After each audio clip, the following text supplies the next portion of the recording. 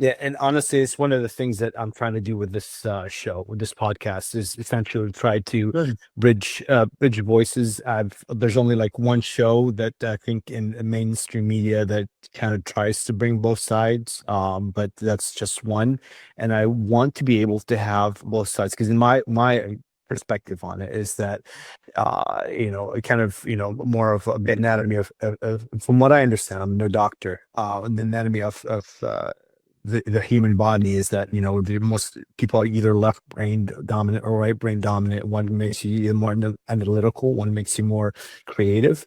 And even that, you will see a problem. And for each problem, you will have your own unique different perspective on it. Right. So it doesn't mean that one side is right or one side is wrong. It just means they have a different perspective. And to try to say that, all problems facing a company or a country is going to be solved with one perspective. To me, it's obviously wrong. It's going to be a balance. It has to have both sides. And I'm hoping that on a show like this, we're able to bridge those voices because I think, like you said, communication is a beautiful thing. A lot of problems and issues can be solved by simply listening and understanding. And it's honestly one of the drivers of starring Do Not Flush. I want to be able to surface some of these ideas that most people just flush.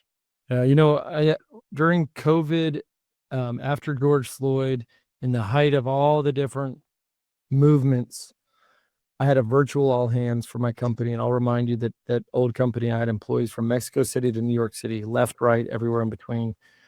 And they thought I was, not they, a handful of people thought I was rolling the dice too much because I brought in an outside speaker over Zoom. It was the first time I could bring in my friend because he lived in DC and I wasn't ever going to have another virtual all hands if I could avoid it. But I brought in a congressman who was a Republican, and he was also the only Black Republican in the U.S. House of Representatives, Will Hurd, representing the 23rd District in Texas. And I knew Will in college. We were both leaders there. We both had cool overlaps in our friendships and relationships and work we did together. But he sat there and he said that his advice to people is to always recognize that there's more that unites us than divides us. I know we've heard that. But then he said, you are a human being, which means you are nuanced.